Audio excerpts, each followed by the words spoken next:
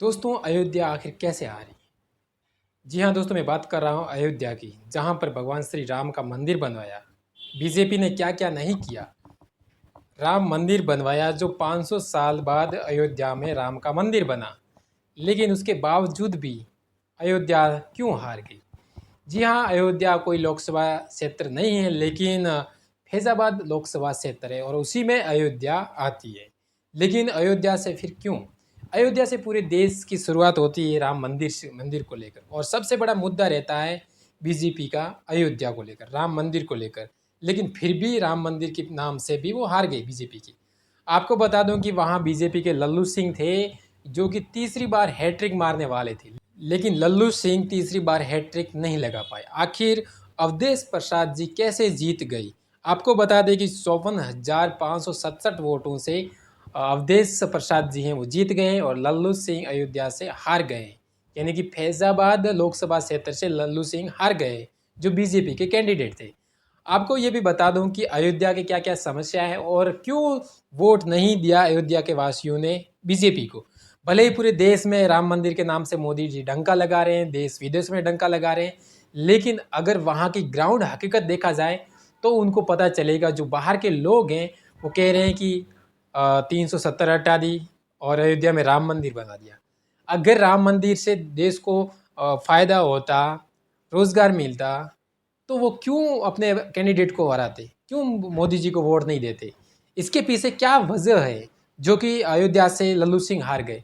आपने कभी क्या समस्या देखी है अयोध्या के वासियों की? जो अयोध्या में राम मंदिर बन रहा था, तब कितने लोगों के घरों घर तोड़े गए, जब सड़कें थोड़ी थोड़ी बनाई जा रही थी, कितने लोगों के घर तोड़े गए। हवाई अड्डे, एयरपोर्ट बना रहे हैं, कितने लोगों की वो ज़मीनें गई, क्या उनको मुआवजा मिला?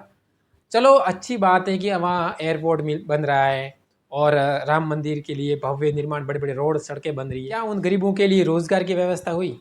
नहीं हुई। उनको कोई मुआवजा तक नहीं मिला अभी तक। जहाँ पर अयोध्या के लोग कहने जहाँ पर अयोध्या के लोगों ने कहा है कि हमें कोई मुआवजा नहीं मिला, इसलिए हम बीजेपी को वोट नहीं कर रहे हैं। भले यूपी की जनता, राजस्थान की जनता, देश की जनता, कहीं भी लोग नागरिक हो जो अयोध्या राम मंदिर पर गर्व करती हैं, लेकिन अयोध्या के वासी उन पर गर्व नहीं करते। सुधांशु त्रिवेदी जो इनके बीजेपी के प्रवक्ता है, सबसे ज़्यादा उनको जलन हुई है। क्यों जलन हुई? क्योंकि लगातार एक टारगेट कर रहे हैं हिंदू और मुसलमान को लेकर कि देखो 80%, 82% अयोध्या में हिंदू है, लेकिन आज वो हिंदू नहीं है। अगर हिंदू होते तो आपके ये लल्लू सिंह जीतते। आपने कैसे समाजवादी पार्टी के अवधेश प्रसाद जी को वोट दे दिया? क्या अवधेश प्रसाद जी कोई और है? मतलब सुधांशु त्रिवेदी अब मतलब बिल्कुल ही बौखला गए हैं। किस तरह से बात कर रहे हैं, उनका एक अ, चाहे कहीं भी सोशल मीडिया पे जाके देखिए, मतलब इतना घबरा गए हैं कि वो ट्वीट पे ट्वीट किए जा रहे हैं और इतना मतलब लोगों को उकसा रहे हैं कि तुम हिंदू नहीं हो, तुम हिंदू के नाम पे अपने आप में कलंक हो, शर्मनाक, आपको शर्म आनी चाहिए, ये होना चाहिए, फलाना ढिमका। लगातार कई प्रकार की बातें करते हैं। मैं उनके जो ट्वीट किए हैं एक्स पर, तो मैं वो भी आपको दिखाऊंगा कि कैसे अवधेश प्रसाद जी जीते हैं और वो बौखला गए भाजपा के प्रवक्ता सुधांशु त्रिवेदी। दोस्तों, सोनू निगम एक गायकार है, संगीतकार है, कई बड़े बड़े गाने भी गाए हैं ऐसे और बहुत पॉपुलर है, लेकिन उनको भी इतनी खलबली मच गई, उनको भी ट्वीट करना पड़ा। मुझे खुद को नहीं पता था कि सोनू निगम जी किस तरफ है, सोनू निगम जी किस साइड में है। मुझे आज पता चला कि वो भी इतने कट्टर अंधभक्त हैं, वो भी इस तरह से बातें करेंगे। तो दोस्तों बताइए, अब सोनू निगम किस मुंह से अब अपने आप को सही बताएंगे कि अयोध्या के वासियों के लिए क्या क्या वर्ड बोले हैं। मैं पढ़ के आपको सुनाना चाहता हूँ कि क्या बोला सोनू निगम ने, किस तरह से उन्होंने ट्वीट किया है। और फिर अगर रीट्वीट, अगर उनके कमेंट देखने जाओगे ना, तो सोनू निगम भी खुद खुद ही कह रहे होंगे कि मैंने कहाँ गोबर में पत्थर डाल दिया। कम से कम मैं एक अच्छा सिंगर तो था, आज मुझे अंधभक्त लोग गाली तो ना देते कम से कम। लेकिन देखियो सोनू निगम ने क्या एक्स पर ट्वीट किया। जिस सरकार ने पूरे अयोध्या को चमका दिया, नया एयरपोर्ट दिया, रेलवे स्टेशन दिया, 500 सालों के बाद राम मंदिर बनवा कर दिया, पूरी की पूरी एक टेम्पल इकोनॉमी बना कर दी, उस पार्टी को अयोध्या जी सीट पर संघर्ष करना पड़ रहा है। शर्मनाक है अयोध्या वासियों। मतलब ये तारीफ कर रहे हैं कि अयोध्या के लिए पूरा टेम्पल इकोनॉमी बना कर दी। मतलब जितने भी मंदिर हैं उनको एक इकोनॉमी बना कर दी, मतलब एक कमाने का संसाधन बनाने दिया। एयरपोर्ट बनाया, रेलवे स्टेशन बनाया, और 500 साल पुराना जो टूट गया था मंदिर उसके लिए राम मंदिर बनवाया। तो अयोध्या वासी भी ये सोच रहे होंगे कि राम मंदिर हमें खाना नहीं देगा। रेलवे स्टेशन आया है तो इनके उद्योगपति के काम लिया, काम काम में आएगा। एयरपोर्ट बनेंगे, हम गरीबों के लिए काम तो आएंगे नहीं, इन्हीं के नेता आएंगे, इन्हीं के नेता जाएंगे। मोदी जी हवाई पे एरोप्लेन से उतरेंगे और यही जाएंगे। गरीबों के लिए कोई ये सुविधा नहीं है। अगर आप अयोध्या वासियों के लिए करते तो उनको ज़मीन देते, मुआवजा देते। अगर उन्होंने आपने उनकी ज़मीनें छीनी है ना तो आप उनको लेके देते, उनको रोज़गार देते। लेकिन क्या, जितने भी छोटे मोटे ठेले लगा रहे थे अयोध्या के सामने या उस रोडों पे जो लोग आते थे या श्रद्धालु, उनके लिए भी उनको उनको हटाया गया रास्तों से। तो क्या फ़ायदा उनको राम मंदिर का। आप मेरे पास एक ढेर रख दो पैसों का, अगर मुझे सिर्फ ये कहे कि आपको सिर्फ पैसों की ही निगरानी रखनी है, आपको एक हाथ तक नहीं लगाना, तो वो मेरे पैसे किसके लिए, किस काम के मेरे पैसे। ये सब उद्योगपतियों का ही है पैसे, तो मुझे सिर्फ रखवाली के लिए भी मुझे कोई पैसे नहीं दे रहे हैं तो मैं क्यों इन पे रखवाली करूं। तो सीधी सीधी बात यह है। और दूसरी बात, सुधांशु त्रिवेदी किस तरह से बौखला है ट्विटर पर। एक्स पर ट्वीट किया सुधांशु त्रिवेदी ने, अयोध्या में 80% हिंदुओं की आबादी है।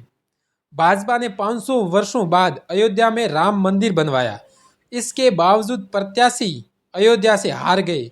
क्यों हिंदुओं, क्यों।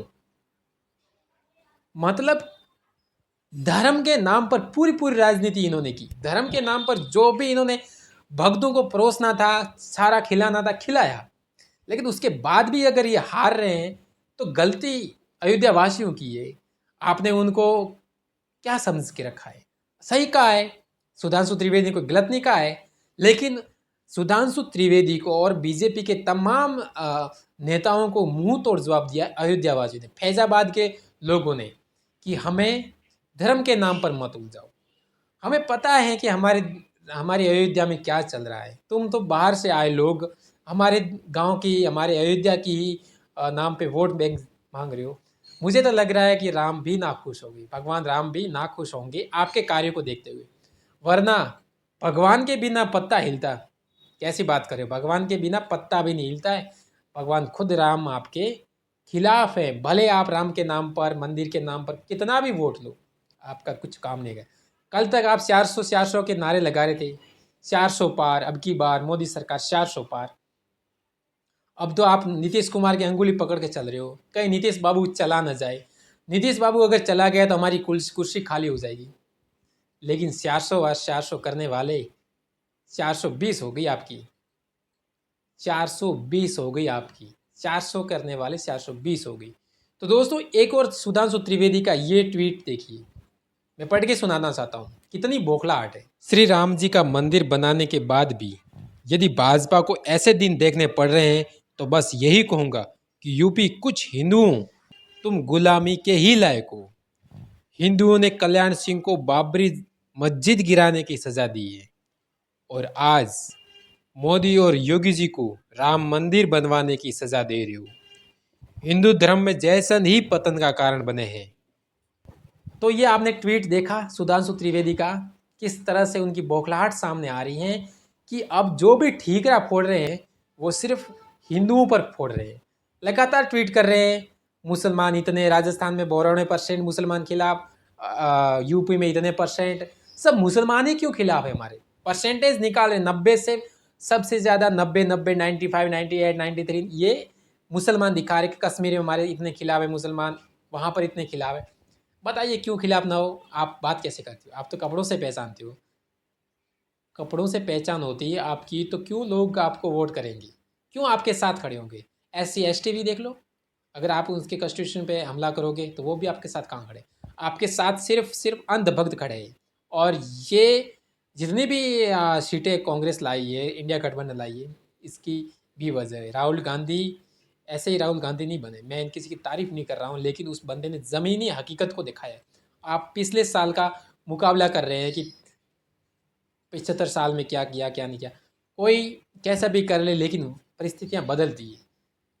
अंगुलीमान नाम सुना होगा, वो भी राक्षस था, लेकिन बुद्ध ने उसको इंसान बना दिया। तो वो इंसान बनने के बाद क्या हम उसको वही पुराना सलूक करेंगे उनके साथ कि तुम तो राक्षस हो, तुमने तो इतने लोगों की हत्या की है, इतने लोगों को मार गिराया है, तुमने खाया है। लेकिन अभी कितना भी आप इंसानियत वाला काम करो, लेकिन आपका पुराना ही इतिहास रटा जाएगा, यहाँ पे दिखाया जाएगा लोगों को। लेकिन हकीकत जो इंसान के अंदर दिमाग आता है ना, बाद में आता है। जैसे राहुल गांधी को अब ज़मीनी हकीकत का पता चला है ना, वो बाद में अब पता चला है, और उनकी मेहनत अब काम कर रही है। वरना देख लीजिए, आपका 400 वाला घमंड 420 में बदल गया। तो दोस्तों, ऐसी और वीडियो देखने के लिए हमारे न्यूज़ 22 लाइव को सब्सक्राइब कर दीजिए। शुक्रिया दोस्तों, देखते रहिए न्यूज़ 22 लाइव। मैं हूँ प्रवीण। दोस्तों वीडियो पसंद आए तो लाइक शेयर और न्यूज़ 22 लाइव को सब्सक्राइब करना ना भूलें। शुक्रिया। देखते रहें न्यूज़ 22 लाइव, सदैव आपके साथ।